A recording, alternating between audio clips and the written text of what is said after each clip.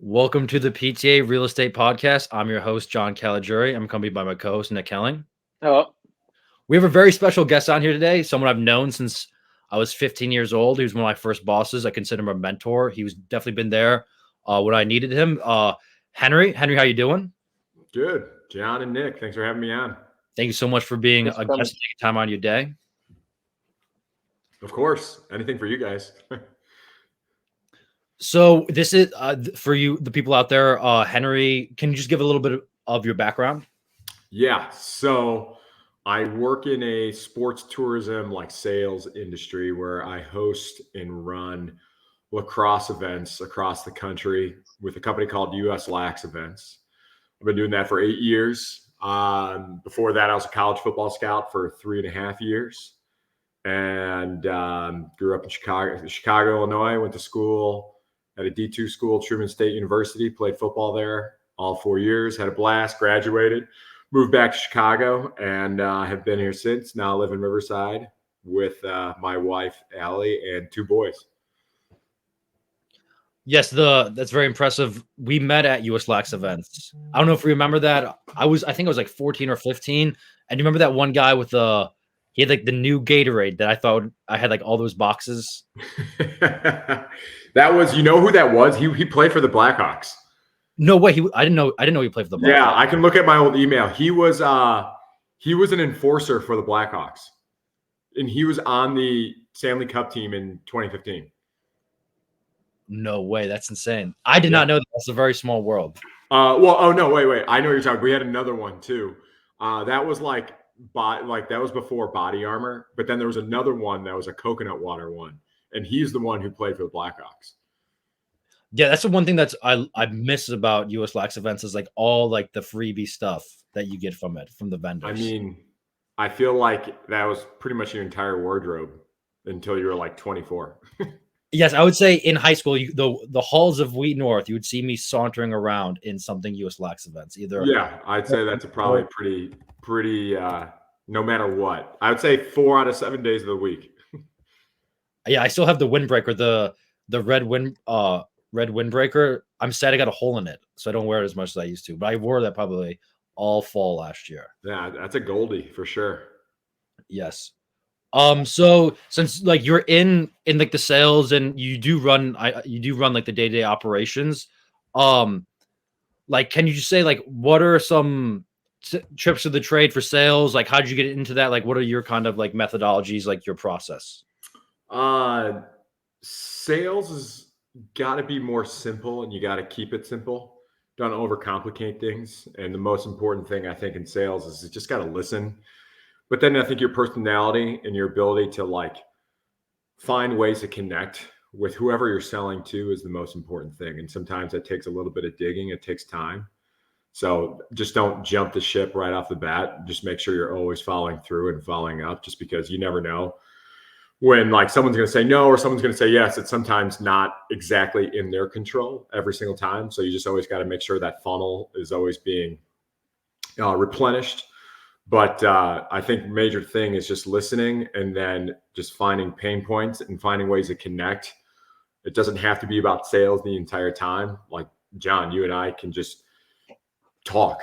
Like it doesn't have to be about sales. You know, I want to find out what you did over the weekend. I want to see what sports teams you root for. I want to see like, you know, where you go on vacation. Just finding simple things like that. It just allows people to open up a little bit more. Yeah, that's definitely something I learned from you of just like through osmosis of working the tournaments with you. Anytime someone asks for Henry, it's always like they always ask with a big smile, like, where's Henry at? Like, I get to see Henry, got to catch up with him. It's like that's one of those things, like for me personally, I learned from you of like my reputation. I want it to be like when someone's looking for me, a smile on their face, or they know it's going to be a conversation, not just like, oh, I have these forms for Henry, you hand it to you, and there's no rapport build. Well, I had to do that because I didn't know anything about lacrosse. That's fair. I had to talk about something. And it's worked out. And I'm still always, and always like sharpen your pencil for sure. Once you think you got it, you don't. That's good to know. What you talking about like your sales funnel? Like at work, I know Nick, he does a lot of cold calling. I do email, we do like email marketing, cold calling. what would have you said is like your best method of approach that you get with like getting new customers? Because I know like the number one rule of sales, like repeat customers should be your number one customers. But I think that'd be a question too of like how do you get new customers and what system have you found is like the best way to like retain your current customers? Getting new customers is all about repetitions. You're never going to get them on the first try. It's like fishing. You're never going to get a bunch of fish right when you start fishing. So as long as you keep casting, as long as you keep reaching out, and just finding certain ways like communication touches, whether that's email, text message, social media, phone calls, voicemails, like all 5 of those things. And there's probably 3 different outlets that you can add all those up together. You could probably have, 17, 18 touches with one customer and have 0 responses back. But how you build those up is probably going to be a good telltale sign of if they ever get back to you. And then retaining customers, it's the product. You got to believe in the product, but you also have to, really, if you're selling them something, you got to provide those materials. You got to back it up. And I really do feel like I kind of find people's pain points and deficiencies, find out like how we can make them more efficient and make sure they're, doing what they want to do at the end of the day. But that's also like just being genuine, being yourself, and just always being there for someone who needs something. I don't know how many times, like even like during this podcast right now, someone else just reached out to me to make sure their bank account information is set up to get payment like in a week. Like I'll hit them up right after this. It's just, you always got to make yourself available just to be like down to like earth, but also like talking with people, just be neighbor to neighbor. There's no need to, try to, be something that you're not. Just be a neighbor. I feel like that's the best way to approach it. And that's what one things I always appreciate about your like leadership. And when we ran the tournaments, like no tournament or no event in life at all, in my opinion, will ever run without a hitch. But just like your like neighbor to neighbor mentality, it's so much easier when, like Henry, I'm sure has a million stories of me doing something dumb and making a mistake, and he had to clean up my mess. But like I was never afraid to make a mistake. I always knew you had my back, and I always did appreciate that because I was like a 14, 15-year-old kid in the beginning, and you gave me responsibility, and you literally did like kind of mentor and help me grow into like what I'm doing now just through like that mentality of like neighbor to neighbor. And you always were kind of a lifeline for us, like the workers. And I could definitely see with the vendors as well. Cause I think we had a pretty good relation. Like I wasn't like I never was day to day, but I always felt like we had a very good relationship with the vendors because you would see the same ones over and over again. Yeah. And also it's like, John, you showed the ability to take on that responsibility. So I kind of extended your leash. If you didn't take on that responsibility, there was a choke collar at sometimes. You had to respect the leash. You had to bring you in a little bit like a dog. But you always earn back that responsibility and that respect. But the first thing that you led with was respect, and that's the most important thing. And I appreciate that. I cannot say how much I enjoyed working for US Lax Events. It is a great company. I don't know if you know this, but Matthew was on. He works for US Lax Events now too. So it has definitely been good for the Calijuries. Calijury's been good to US Lax Events. So it's a two-way street. So with the lacrosse tournaments, can you just kind of like break down because we have a lot of people who never played lacrosse before. I'll just kind of break down what goes into it, because it's not just like you roll a ball out, get some refs and go play. Like you have merch, you have vendors, you got to secure the field. There's many things that go into the event. Can you just expand on that just a little bit? Yeah, you're always thinking 9 to 12 months, 15 months in advance. So currently we're wrapping up our selling for our summer events in June and July. And people are already asking about like our fall 2024 event. So the planning, the organization, it comes through with, how the year goes by basically how you plan the previous year. And it all starts with, just making sure you're working with the right people in terms of the facility, in terms of the refs, in terms of like your merch vendors, but just securing all those. And then the proper communication, making sure when the day does arrive, every single piece of material that people may need, that you think need, probably do. So just having that readily available and having boots on the ground really, gave us a lot of success, because I was able to see what went wrong, what went right. There was a lot more wrong than right, but no one really got good, and having success by just knocking out of the park right off the bat. You fall down a lot in this industry, but how you get back up is really going to help sharpen your pencil. But then also, like it's learning to like learn from your mistakes, but being willing to make mistakes, as you said, like that's a big part of it, because then people see your efforts, people see your ability to respond and acknowledge, but then also try to make it right for that customer. And now that customer has your trust, knowing that you're going to have their back. And we just kind of built that one by one by one. Yeah, I feel like in sales too, like everyone failed at sales at first. I feel like I failed at sales. I've gone, when I was sold cars, I've gone a full month, almost 2 months without selling a single car, and I felt like I failed. And then all of a sudden, you keep practicing those skills, and eventually you learn those pain points that you were talking about. You learn how to, how to ask and relate to the customer, and you build more than just a sales report with them, but you also can dig in and find those pain points with people that you're trying to sell to, which is important. Yeah, I mean, sales is, for majority of people, it's more failures than successes. Yeah. How you fine tune those failures, that's what it's all about. Yeah, especially, and then I'm a realtor right now, and it's tough. You are going to fail. You're going to have clients, you're going to have meetings, and then you're going to fail to maybe point out some pain points, and you're probably going to take notes and be like, oh, I didn't, extract some of the information from them that could have helped me close this deal with them, or, represent them in a transaction. And you just gotta fail, and then you gotta learn and bounce back. You gotta control what you can too. Yeah, and a lot of people, I see don't do that. They spend 1 month, a couple weeks in sales, and be like, "Oh, I didn't sell anything. I'm out." Yeah, you definitely see people get discouraged easily, but how they get up from it and how they learn from the mistakes is going to really make them successful at the end of the day. And same thing with real estate. Like, real estate's a slow season now. You're not going to make the same amount of money probably in the spring and the summer. Just at the end of the day, not that many people are buying houses in the winter months, at least in like the colder months. So yeah, that always ebbs and flows. How you ride the highs and get out of the lows is going to really be a telltale sign of how successful you are at the end of the year.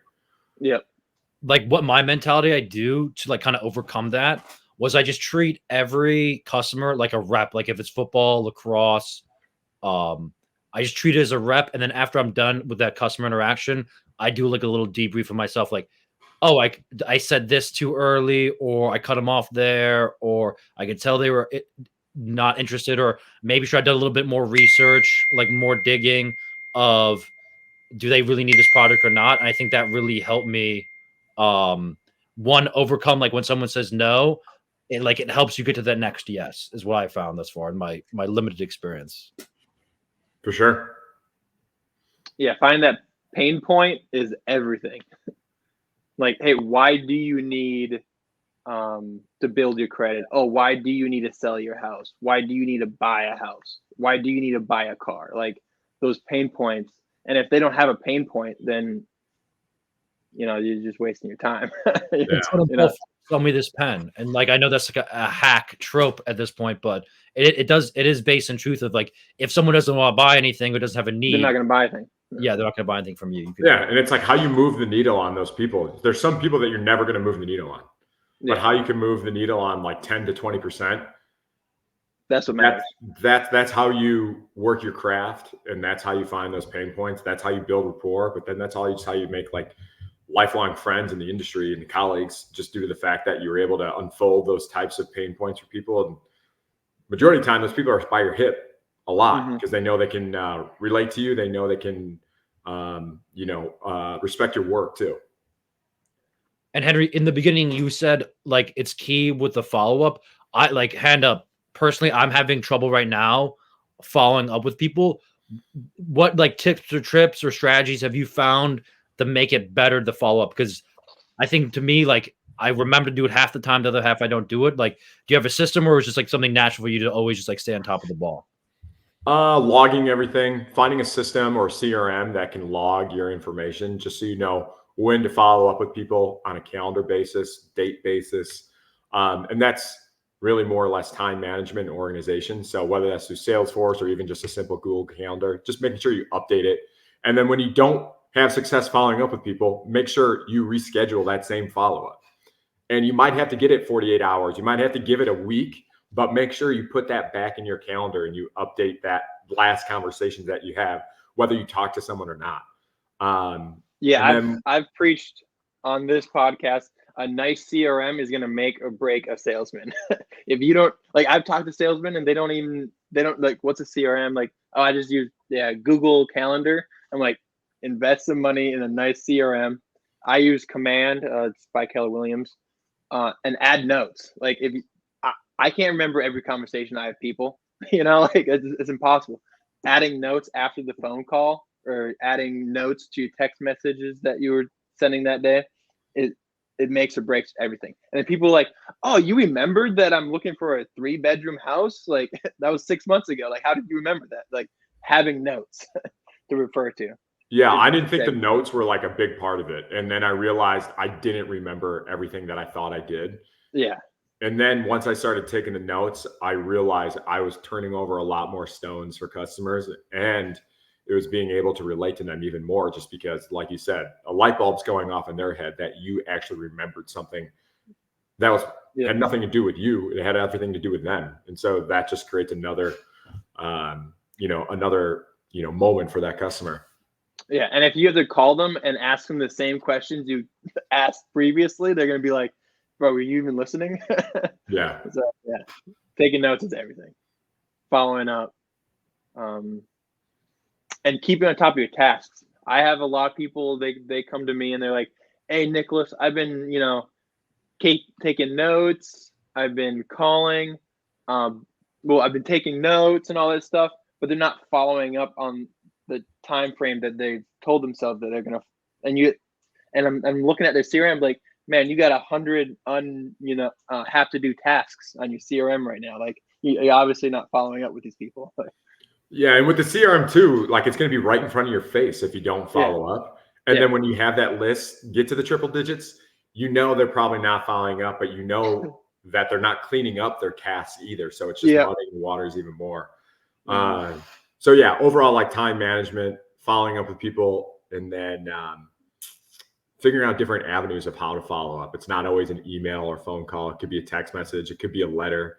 A lot of people doing the holiday cards right now. So whether you send something with the holiday card, whether it's a thing of popcorn, whether it's a thing of fruit, whatever it is, that's another big time for people to just get back to remember, like, hey, this person could help me out down the road, whatever that may be.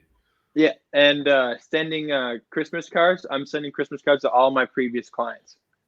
First of all, the photos tax write-off, the cards itself tax write-off, and then you have repeat customers. So, like, it just makes sense. There you go. Especially if you have a wife that is like, we need to do Christmas cards this year. Yeah, you're like, I'm sending out Christmas cards. Business. No, my wife is, no matter what, with their children. If anything, it's the kids' faces that sell, not mine. Yeah, exactly. They're real. Exactly. Yeah, kind of, Henry, going off of that topic of, like, me and Nick are both 25. I think Nick's a year older, 26. So you're about like 10 years older than both of us. What is one thing, like, as a 25-year-old, you wish you did different? Like, what was your biggest failure that you learned from? And what was, like, your biggest success that you learned from as well? Biggest failure is what we just talked about. I didn't follow up well enough, and I didn't organize my calendar well enough. And I remember with me being a college football scout, I remember we had a CRM of Salesforce. I didn't use the tools of Salesforce the best I could have, and I wish I did. And then that allowed me to realize that, like, hey, you don't know everything. You always need to sharpen your pencil. You always need to learn new things. But then you also have to trust yourself to follow up, to continue to engage and create new tasks, educate yourself. I didn't do a well enough job of that. Probably until I was like 30. And then once I realized how to do that cleaner and more efficiently, I definitely found myself to have more success.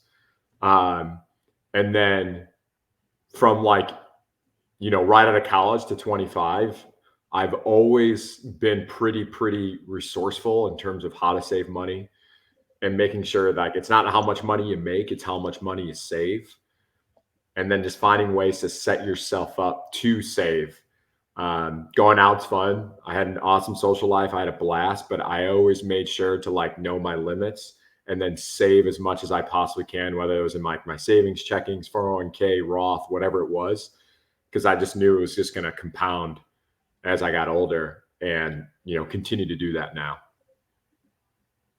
Yeah, that's definitely what we preach here. I definitely max out my 401k. I'm trying to build up my cash reserves too, but I appreciate that. I do think I've said this since the beginning: save early and often is kind of like my little one-liner that I have for that. What would you say is your biggest success thus far? Because you're still very young, but like thus far, what you think is like, damn, that was pretty good. That something cool I got to do. I mean, it doesn't have to be work related. It's just an overall quality of life. I think I've been able to find like a good work balance now, but that balance wasn't always there. I definitely put my head down and worked more and more than I probably should have. One, because of my inefficiencies of time management, but also that helped me realize I wasn't being resourceful with my time and helped me clean it up there. But the successes, there's plenty of them with work, but more or less it's just like, hey, I wake up every morning enjoying what I do and knowing that like my wife really likes what I do. I really like what she does. We have 2 happy children. We got a roof over our head, got a condo downtown. Like we're able to take vacations and stuff, just making sure we're smart with our finances. Like that is more of a success than like the wins and losses at work, because the wins and losses at work will come, and how you shape those can be a big direct reflection of like your quality of life at home. And that's like an awesome success right now. Just knowing that like going back home, I can reset, I can laugh my butt off with my kids. My wife's like best friend, like my best friend, like that's the best. And that kind of helps you be like, okay, it's not all that bad. I don't think the grass is too much greener on the other side. What we got right now is pretty darn good. Let's find out how to make it greener here.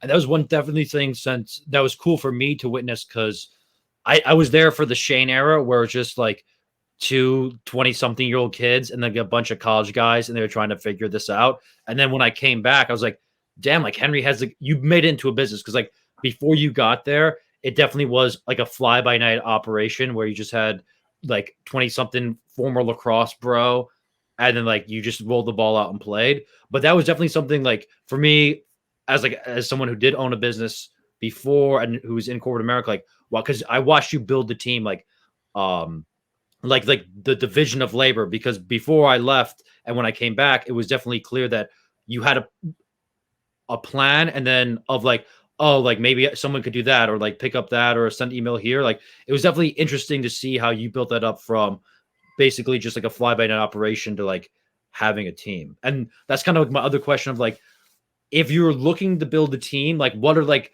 the core, like, is it like your personal core values, or are you looking that like you jive with that person, or are you looking for, hey, I need someone who's like personable and comes to work on time for that specific role, and you're looking for that, as opposed to like, oh, this person's doing the numbers, I need them to be like very organized? Or is it kind of a mix of both, if that makes sense? The team that we have now is based off strengths and weaknesses. My weaknesses are someone else's strengths and vice versa. And I want it to be like a football team. Like it's the all 22. It's offense, defense, special teams that are all complementing the end goal of winning. Everyone's going to contribute. Some people are going to contribute one way more than one. But all our strengths and weaknesses are going to complement each other to get to where we need to be, but then also put on the product that we need to, making sure when that product ends that we're blueprinting that for that next cycle of sales or next cycle of tournaments. I want someone who's personable, who's relatable, but someone who's willing to work, who's not afraid to make mistakes, someone who's willing to put themselves out there to learn. I can work with people all day as long as they're sponges. They know how they can regurgitate that information. but then they can apply it and fine tune it themselves. That's the people that I found that like I've had a lot of success doing this. And that's kind of why, I mean, that's exactly why I enjoyed John, like you and Matt. You guys are always able to be resourceful. It wasn't the same thing over and over again. You guys were able to wear so many different hats that allowed me to focus on like super big pain points. And then knowing that like, hey, making sure like all the vendors are there, making sure the fields are lined, making sure like the proper communications is set up. Yeah, John, Matt, they've already taken care of that. You handle this problem with this particular team, whatever it may be. But yeah, be personable, be willing to work, be willing to like volunteer. Just because your job's done doesn't mean the whole project's done. Ask how you can help more. Ask how you can like extend your services in a different branch. Because at the end of the day, you might not be good at it, but you're learning something new. And that can be an open whole new work opportunity for you down the road. Awesome. Thank you for that. And I know you had the time trade, so this is going to be the last question. You mentioned that you did own the condo. This is this is the PTA Real Estate Podcast, loosely real estate. What is like for someone like now, like ours, because our core audience is between 18 and 25, for someone looking to buy property, what are just a couple things of like, if they're not planning on buying it like in the next 18 to 24 months, but like, what are something you can do right now to set yourself up to be able to afford a home in the future or a condo or something like that? Pay off investment property. Yeah. Pay off all your debts as much as you possibly can. Pile up a good cash reserve. And scour, really find like certain times when people want to buy, see how long stuff has been on the market. If you like with our condo, I literally told my wife, like, if I can live anywhere, it's on this street right across this softball field. And that's exactly where our condo is. And that was more or less luck, but we did have a lot of things planned before that to make sure when that opportunity did arise, like we were able to strike while the iron was hot. But yeah, pay off your debts as much as you possibly can. And then if you know you want to buy within like an 18 to 24 month window, just start saving. Because if you can't lower your quality of life for like a year to set yourself up for 30 years, then you're worried about something else. You're listening to too many other people. You're worried about what other people think about you. Do what's best for you. I appreciate that. It makes a lot of sense. I 100% agree. Nick, do you have any more questions for Henry? Yeah, the one thing that kills deals when people are looking for houses is the debts. So yeah, pay off those debts, and then save money. Save money. Like I was fortunate, like, you know, football scholarship helped pay that. I was very fortunate, didn't have any debts coming out of college. But I understand that's a minority in today's world. But there's definitely ways for you to not be that person with like a 6-figure debt with a bachelor's. So don't be that person. Yeah. Well, Henry, thank you so much for hopping on. Nick, where can they find you? Shout out your socials. On Instagram or X at Kelling Realty Group, Houston, Texas. And Henry, do you want to shout out US Lax Events socials? Yeah, guys, check out Instagram, US Lax Events, Lacrosse World Series Championship. It's under our tutelage. Any lacrosse questions, tournament questions, looking for tournaments, John, Nick, feel free to send them my way. Will do. Please follow the podcast on Instagram under real_PTA_podcast, and then on YouTube, PTA Pod. I'm your host, John Caligiuri, and thank you for tuning in.